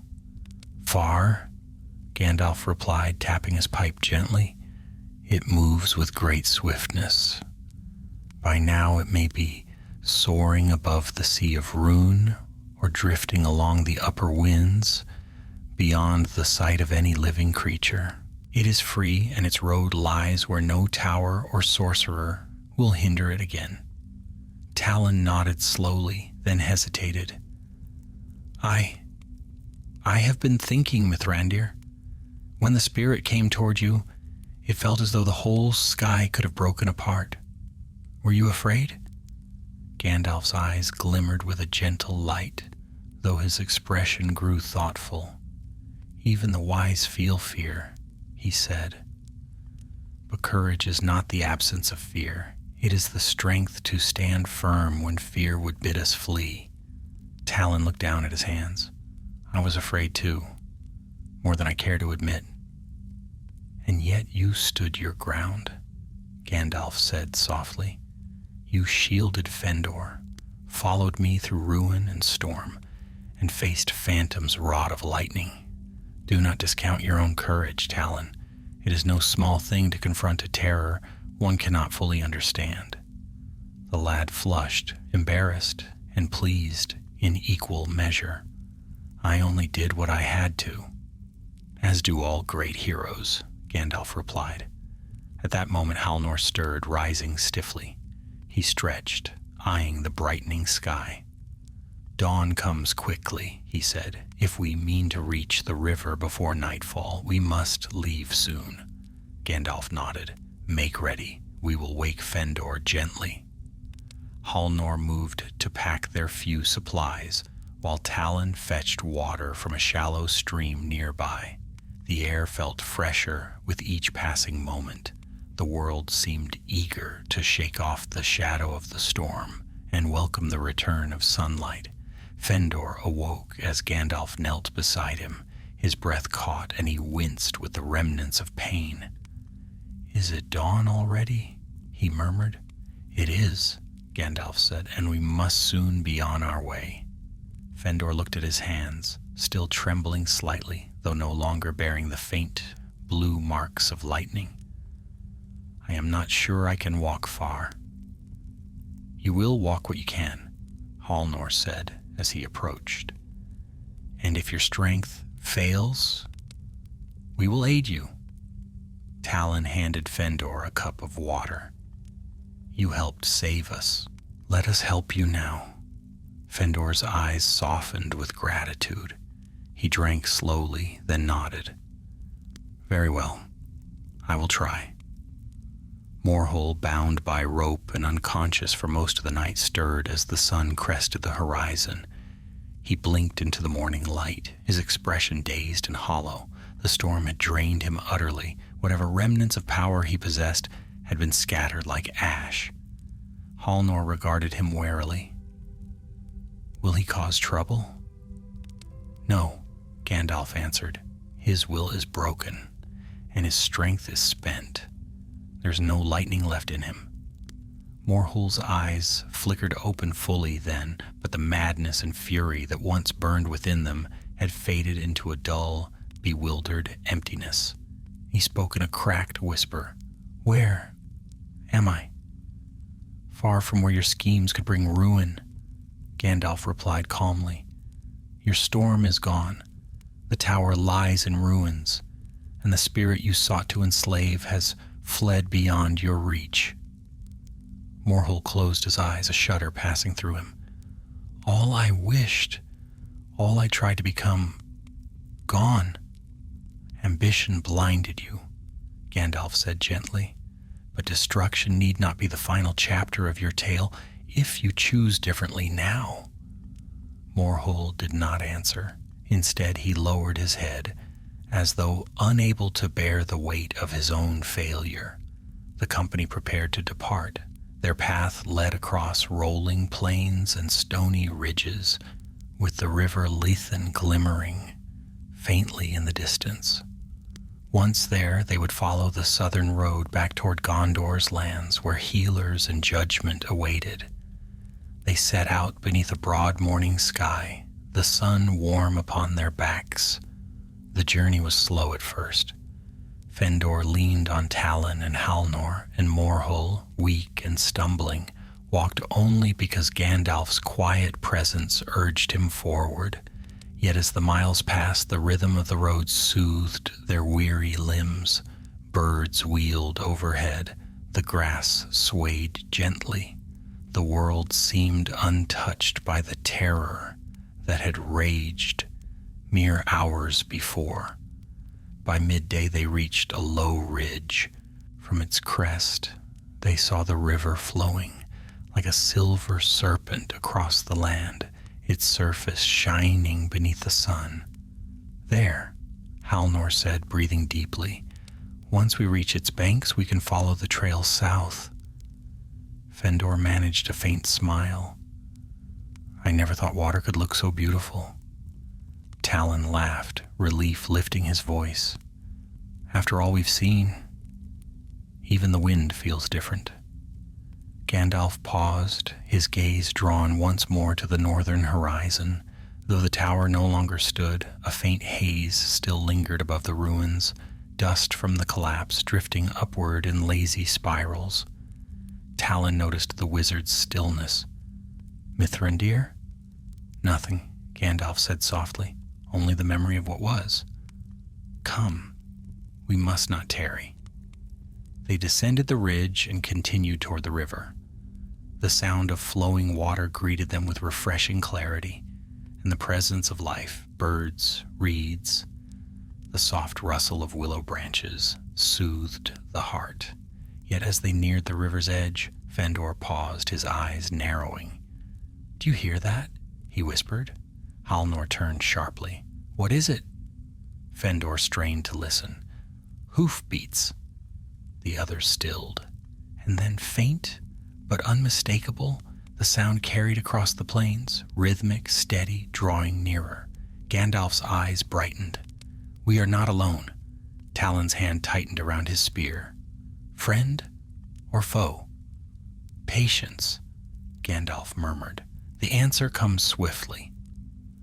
Moments later, riders crested a distant hill, cloaked in silver and blue, bearing banners that rippled in the wind. Talon let out a breath of astonished relief. "Dol Amroth! They're Gondorians!" Halnor's face broke into a tired smile. "A rescue party. They must have followed when we failed to return." The riders approached with swift precision, sunlight flashing on polished helms. At their head rode a tall captain, his cloak embroidered with the emblem of a silver swan. Gandalf straightened and lifted his staff in greeting. "Our road," he murmured, "takes a new turn." And with that, the next chapter of their tale swept toward them, on the wings of Gondor's proud steeds. The riders swept down the hillside like a river of steel and silver, their cloaks flashing in the sun, their helms gleaming. Hooves drummed against the earth in perfect cadence. Even from a distance, Gandalf recognized the disciplined grace of Dol Amroth's horsemen, swift, noble, and proud, as befitted the bloodline of Númenor. Halnor straightened, relief softening the stern lines of his face. "Prince Imrahil's men," he murmured. "By the stars, I never thought I'd be so glad to see those banners." Talon helped Fëanor stand, though the wounded soldier's legs trembled beneath him. "They'll have healers," Talon said, excitement warming his voice, "and fresh water, and food that's not dried rations." Gandalf chuckled softly. "Patience, lad. They will see to all of that, and more." As the riders drew near, their captain raised a hand and the company slowed to a graceful halt. The lead rider dismounted in one fluid motion. He was tall with a keen gaze and silver-threaded hair. His cloak bore the swan of Dol Amroth, and the hilt at his side glimmered with the craftsmanship of the sea princes. He stepped forward, eyes scanning Gandalf and the weary patrol. "Mithrandir," he said with respectful surprise. "Word reached us of unnatural storms. We feared the worst when Halnor's patrol did not return. Praise the valor you yet stand among us." Gandalf bowed his head in greeting. "Lord Caradhrin," he said, "your timely arrival is most welcome. These men have endured much, and there is grave news to bear." Caradhrin's gaze swept over the group, lingering on Fëndor's pallor, the ropes binding Morhul, and the dust-stained weariness etched into every face. "Come," he said gently. "We have supplies and healers waiting. Whatever tale you carry can be shared once your wounds are tended." The riders dismounted, forming a protective half-circle around the battered company. 2 healers knelt beside Fëndor at once, checking his pulse, his breath, and the deep fatigue that clung to him like shadow. "He lives," one healer murmured, "though he carries the marks of lightning within him." "He carries more than that," Halnor said quietly, "but he survives." Meanwhile, Morhul was lifted and carried under guard. Even weakened, his presence drew wary glances from the knights.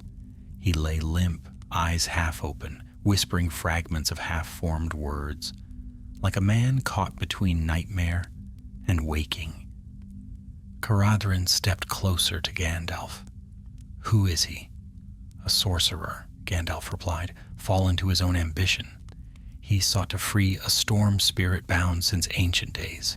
Had he succeeded fully, Gondor's coasts would have been ravaged beyond repair. Caradhran's expression hardened. Such peril should not rise again. He will be brought in chains to Dol Amroth, where judgment awaits. "A fair end," Gandalf said, "if he lives long enough to stand trial." As the knights distributed water and bread, the exhausted patrol sat among them with grateful hearts. It had been days since they last felt truly safe, and the simple comfort of cold water and warm companionship eased the lingering weight of terror. Talon drank deeply, wiping crumbs from his chin as he looked toward the horizon.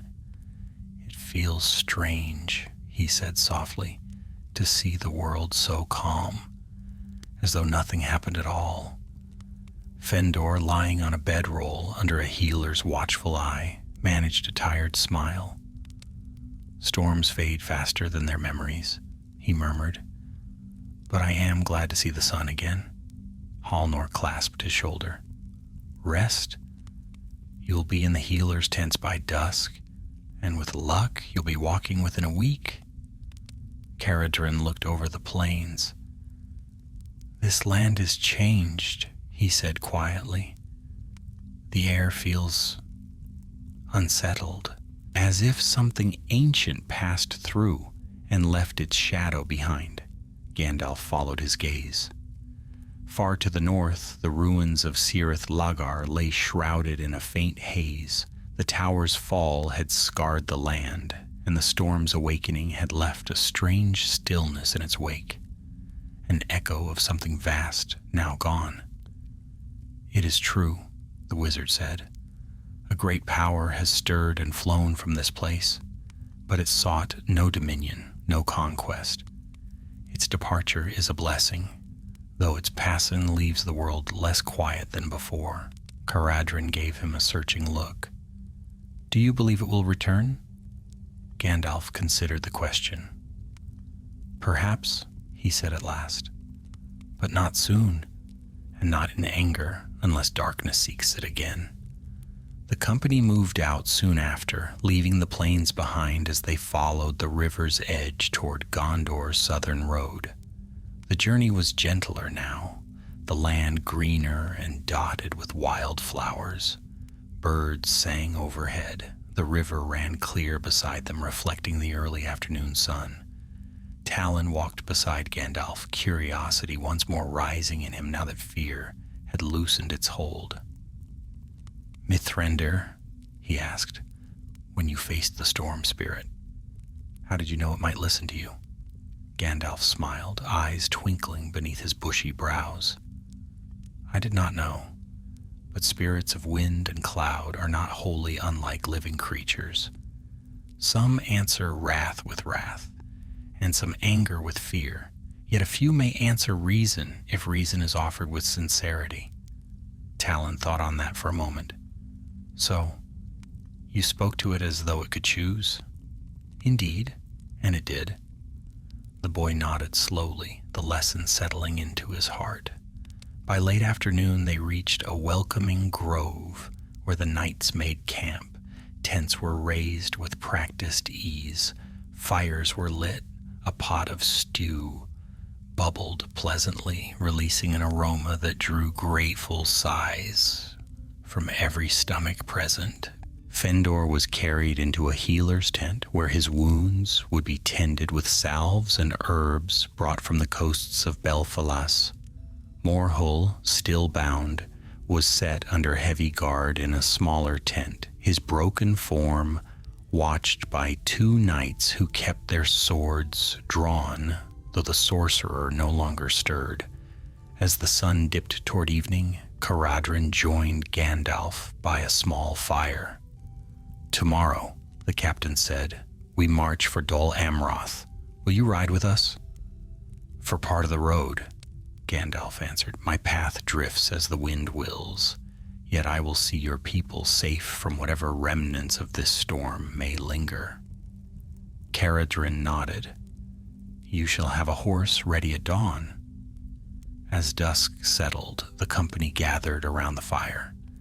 Even the knights leaned in, eager to hear the tale that had brought Gandalf and the patrol from the jaws of a storm few could fathom. Gandalf told their story with clear, strong words. The rising storms along the coast, the hunt for Morhull, the battle within the tower, and the awakening of the spirit. He spoke not with grandeur, but with truth, for truth itself carried more weight than embellishment. Talon listened with wide eyes, reliving each moment. Halnor nodded solemnly as each part was told, offering quiet additions where needed. Fëndor, though half reclined and weak, smiled faintly when his own courage was spoken of. When the tale was done, a hush lingered over the fire. Even the knights seemed humbled, their faces lit by flickering flame and quiet awe. At last, Caradhran spoke. "Then Gondor owes you all a great debt." Gandalf shook his head. "We did only what needed doing. The fate of many rests upon the courage of few, but the world is ever shaped by such moments." Night deepened, stars blooming overhead like silver flowers. The company slept, weary but comforted. Yet Gandalf remained awake, gazing northward, where the winds moved in gentle currents across the darkened sky. A faint whisper reached his ears, not of the storm returning, but of far-off horizons where wild skies roamed free. "The storm is past," he murmured to himself, "but Middle-earth's tale is far from over." And with that he closed his eyes, not to sleep, but to listen to the quiet breathing of a world spared from ruin, if only for a little while. Dawn broke in soft hues of gold and rose as the camp of Dol Amroth stirred to life. The smell of morning fires drifted through the grove, carrying the scent of fresh bread and herbs. Dew glittered upon the grass, reflecting the rising sun like a field of tiny crystals. Birds darted through the branches overhead, their songs light and untroubled, an echo of peace that the company had longed to hear. Gandalf rose beforemost, his gray cloak brushing the earth as he walked through the camp. His gaze swept across the tents until it came to rest on the one sheltering Morhull. 2 guards stood at its entrance, spears in hand. They bowed respectfully as Gandalf approached. "He has slept through the night," one guard reported quietly. "No spells, no murmuring. He seems hollow." Gandalf nodded. "So he shall remain, for a time. Keep watch still. Shadows do not always depart swiftly." He stepped away before the guards could reply, giving Morhull no more than a moment's glance. There was no triumph in him, no pride in the fall of a foe, only the steady acceptance that some souls walk paths from which return is uncertain, and that judgment belongs to days yet to come. Near the stream, Halnor knelt beside Fëndor, helping him clean and bind the last of his wounds. The healers had worked through most of the night, and now Fëndor sat upright, with greater strength than since the storm's touch had seized him. "How do you fare this morning?" Gandalf asked as he approached. Fëndor managed a smile. "Weary, but better. The whispers are gone completely. It is quiet now. Quiet in my thoughts, and quiet in the land." "That is well," Gandalf said. "You have endured much, and your courage was no small part of our survival." Fëndor bowed his head. "Only by the strength of my companions." Halnor placed a steady hand on the young soldier's shoulder. "You fought bravely. None here doubt it." Nearby, Talon splashed water on his face, startling a pair of birds perched on a low branch. He looked refreshed, though still bearing the marks of hardship, a small cut across his cheek, dust still caught in his dark hair. He rushed over when he saw Gandalf. "Mithrandir, Caradhran says we will ride within the hour. I've been given a horse, well, half a horse, really. A small one, they said, so I don't fall off." Gandalf chuckled. "A wise choice. Even the mightiest warrior must learn to sit a saddle before galloping into the world." "But I'm ready," Talon insisted, trying to straighten his posture, though the eagerness in his eyes betrayed his youth. "You are," Gandalf said softly. "More than you know." Soon the camp grew busy with preparations. Armor was buckled, saddles tightened. The knights of Dol Amroth moved with the quiet efficiency of men accustomed to long roads. Morhul was secured under guard, placed upon a small wagon drawn by 2 stout horses.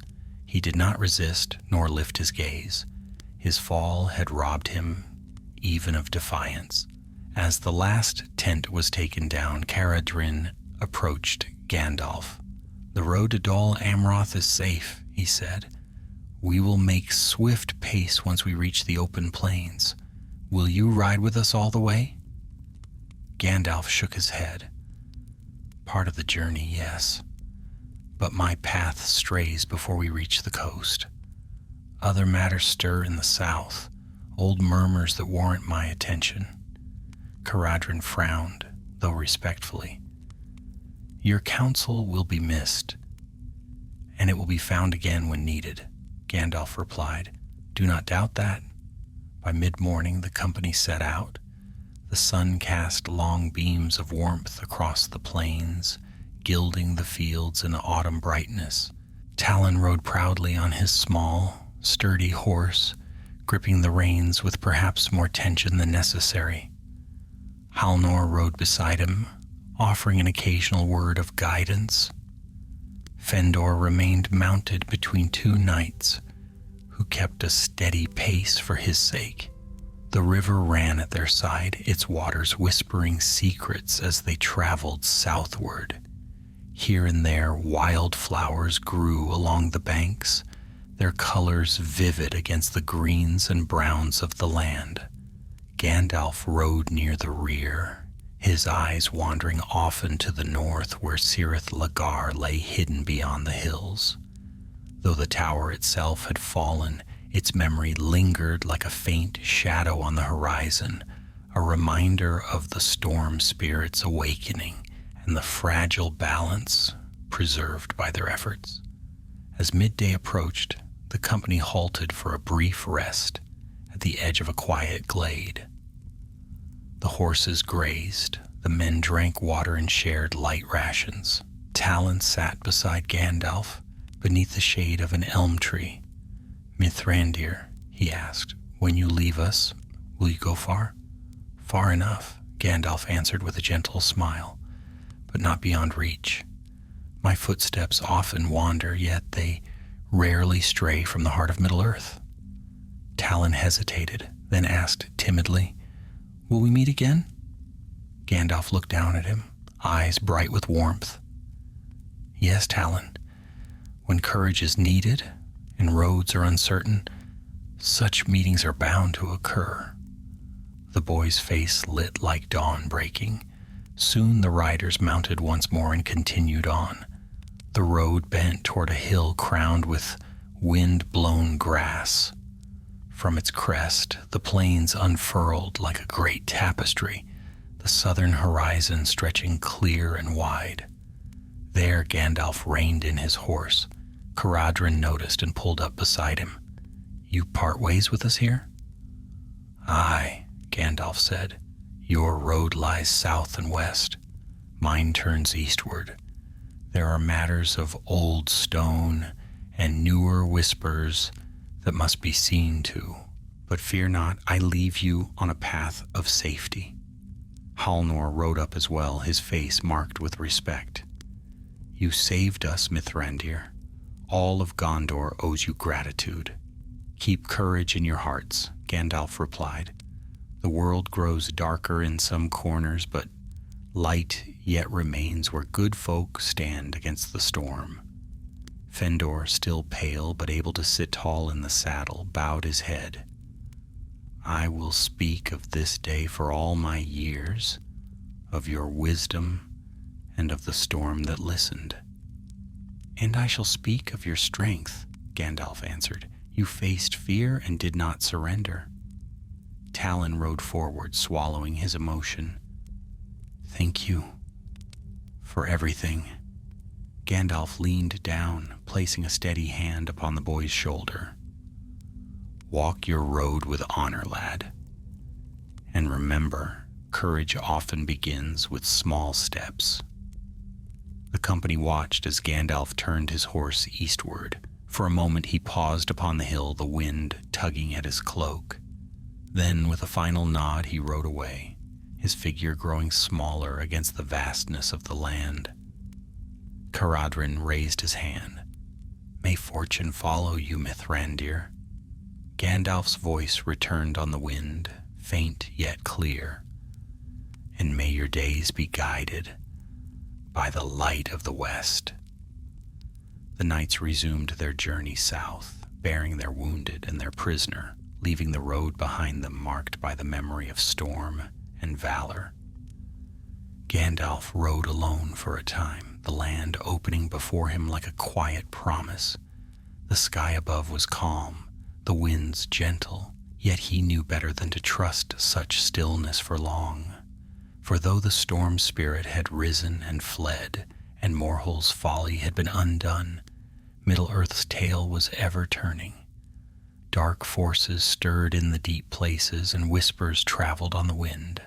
But for now, the world breathed in peace, and Gandalf the Grey, Stormbringer of light, rode onward toward new shadows, new dawns, and whatever fate the turning age would yet reveal.